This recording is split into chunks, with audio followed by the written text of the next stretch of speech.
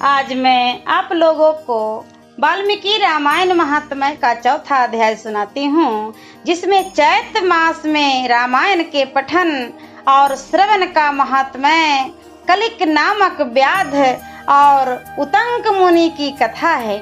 नारद जी कहते हैं, महर्षियों, अब मैं रामायण के पाठ और श्रवण के लिए उपयोगी दूसरे मास का वर्णन करता हूँ। एकाग्रचित होकर सुनो। रामायण का महात्म्य समस्त पापों को हर लेने वाला, पुण्यजनक तथा संपूर्ण दुखों का निवारण करने वाला है। वह ब्राह्मण, क्षत्रिय, वैश्य, शूद्र तथा स्त्री इन सब को समस्त मनोवांछित फल प्रदान करने वाला है।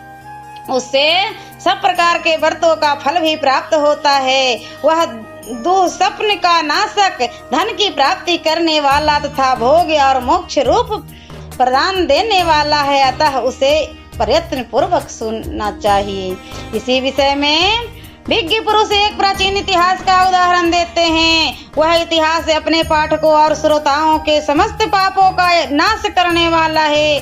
प्राचीन कलि युग में एक कलिक नाम का व्याध रहता था। वह सदा पराई स्त्री और पराये धन के अपहरण में ही लगा रहता था। दूसरों की निंदा करना उनका नित्य का काम था। वह सदा सभी जंतुओं को पीड़ा दिया करता था। उसने कितने ही ब्राह्मणों तथा सैकड़ों हजारों गौओं की हत्या कर डाली थी। पराये धन का तो वह नित्य अपहरण करता ही था। देवता के धन को भी हड़प लेता था और अपने जीवन में अनेक बड़े बड़े पाप किए थे। उनके पापों की गणना करोड़ों वर्षों में भी नहीं की जा सकती थी।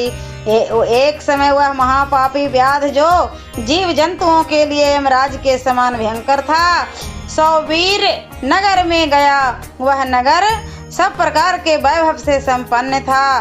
वस्त्राभूषणों से विभूषित, युवतियों द्वारा सुशोभित, स्वच्छ जल वाले सरोवरों से अलंकृत तथा भली भांति दुकानों से सुसज्जित था। देवनगर के समान उसकी शोभा हो रही थी। व्याध उस नगर में गया।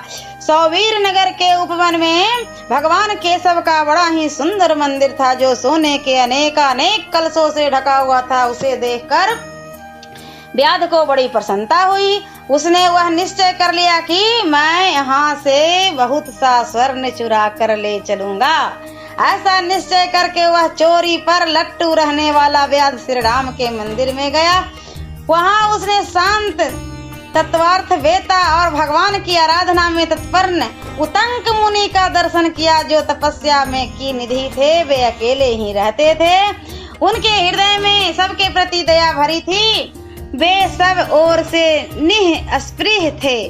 उनके मन में केवल भगवान के ध्यान का ही लोभ बना रहता था। उन्हें वह उपस्थित देखकर व्याध ने उनको चोरी में विघ्न डालने वाला समझा। तदंतर जब आधी रात हुई, तब वह देवता संबंधी द्रव्य समूह लेकर चला। उस मंदोमत्त व्याध ने उतंक मुनि की छाती को अपने एक पैर से दबाकर हाथ से उनका गला पकड़ लिया और तलवार उठाकर उन्हें मार डालने का उपक्रम किया। उतंक ने देखा कि व्याध मुझे मार डालना चाहता है, तो वो उससे इस प्रकार बोले। उतंक ने कहा, ओ भले मानुस, तुम व्यर्थ ही मुझे मारना चाहते हो। मैं तो सर्वथा निरपराध हूँ। लुब्धक, बताओ तो सही, मैंने तुम्हारा क्या अपराध किया है? संसार में लोग अपराध की ही प्रयत्न पूर्वक हिंसा करते हैं। सौम्य सजन निरपराध की व्यर्थ हिंसा नहीं करते। शांति चित्त साधु पुरुष अपने विरोधी तथा मूर्ख मनुष्यों में भी सद्गुणों की स्थिति देखकर उसके साथ विरोध नहीं रखते। जो मनुष्य बारंबार दूसरे की गाली सुनकर भी क्षमाशील बना रहता है, वह उत्तम कहलाता है। उसे भगवान विष्णु का अत्यंत प्रियजन बतलाया गया है। दूसरों को हित साधन में लगे रहने वाले साधु जन किसी के द्वारा अपने विनाश का समय उपस्थित होने पर भी उसके साथ वैर नहीं करते। चंदन का वृक्ष अपने को काटने पर भी कुठार की धार को सुवासित ही करता है। अहो, विधाता बड़ा विद्वान है। वह लोगों को नाना प्रकार से कष्ट देता है। जो सब प्रकार के संग से रहित है, उसे भी दुरात्मा मनुष्य सताया करते हैं। अहो, दुष्ट जन इस संसार में बहुत से जीवों को बिना किसी अपराध के ही पीड़ा देते हैं। मल्लाह मछलियों के, चुंगलखोर सजनों के और व्याध मृगों के इस जगत में अकारण वैरी होते हैं। अहो माया बड़ी प्रबल है, यह संपूर्ण जगत को मोह में डाल देती है तथा स्त्री पुरुष और मित्र आदि के द्वारा सबको सब प्रकार के दुखों से संयुक्त कर देती है। मनुष्य पराये धन का अपहरण करके जो अपनी स्त्री आदि का पोषण करता है वह किस काम का, क्योंकि अंत में उन सबको छोड़कर वह अकेला ही परलोक की राह लेता है। मेरी माता, मेरे पिता, मेरी पत्नी, मेरे पुत्र, सब यह मेरा घरबार, इस प्रकार ममता व्यर्थ ही प्राणियों को कष्ट देती रहती है। मनुष्य जब तक कमा कर धन देता है तभी तक लोग उसके भाई बंधु बने रहते हैं और उसके कमाए हुए धन को सारे बंधु बांधव सदा भोगते रहते हैं, किंतु मूर्ख मनुष्य अपने किए हुए पाप के फल रूप दुख को अकेला ही भोगता रहता है। उतंक मुनि जब इस प्रकार कह रहे थे तब उसकी बातों पर विचार करके कलिक नामक व्याध भय से व्याकुल हो उठा और हाथ जोड़कर बारंबार कहने लगा, प्रभु मेरे अपराध को क्षमा कीजिए। उन महात्मा के संग के प्रभाव से तथा भगवान का सानिध्य मिल जाने से उस लुब्धक के सारे पाप नष्ट हो गए तथा उसके मन में निश्चय ही बड़ा पश्चाताप होने लगा। वह बोला, विप्रवर मेरे जीवन में बहुत से बड़े बड़े पाप किए हैं किंतु वे सब आपके दर्शन मात्र से नष्ट हो गए। प्रभु मेरी बुद्धि सदा पाप में ही डूबी रहती थी। मैंने इस प्रकार के श्री स्कंद पुराण डूबी रहती थी। मैंने निरंतर बड़े बड़े पापों का ही आचरण किया है, उनसे मेरा उद्धार किस प्रकार होगा? मैं किसकी शरण में जाऊं? पूर्व जन्म के किए हुए पापों का फल मुझे व्याध होना पड़ा है। यहाँ भी मैंने पापों के ही जाल बटोरे हैं। ये पाप करके मैं किस गति को प्राप्त होऊंगा?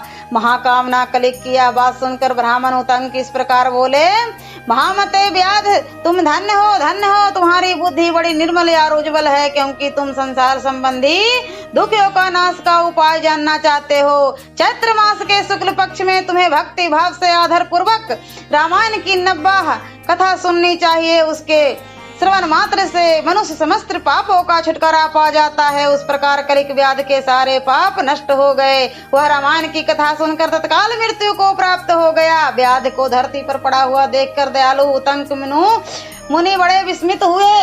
फिर उन्होंने भगवान कमलापति का स्तवन किया। रामायण कथा सुनकर निष्पाप हुआ व्याध दिव्य विमान पर आरूढ़ हो उतंक मुनि से इस प्रकार बोला, विद्वान आपके प्रसाद से मैं महापातकों से संकट से मुक्त हो गया, अतः मैं आपके चरणों में प्रणाम करता हूँ। मैंने जो किया है मेरे उस अपराध को क्षमा कीजिए। सूत जी कहते हैं, ऐसा कहकर कलिक ने मुनि श्रेष्ठ उतंक पर देव कुसुमों की वर्षा की और 3 बार उनकी परिक्रमा करके उन्हें बारंबार नमस्कार किया। तत्पश्चात अप्सराओं से भरे हुए संपूर्ण मनोवांछित भोगों से संपन्न विमान कर आरूढ़ हो वह श्री हरि के परम धाम में जा पहुंचा।